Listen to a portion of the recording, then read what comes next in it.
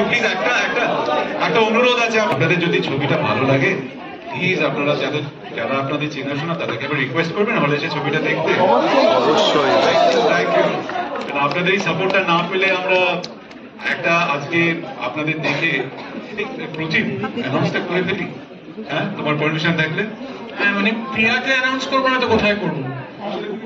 সঙ্গে পুতুলও আছে, আমাদের প্রডিউসার হাসান দাও আছে। তো আমরা এই রেসপন্স দেখে ভেবেছি যে আমরা এই ছবিটার একটা সেকেন্ড পার্ট করবো।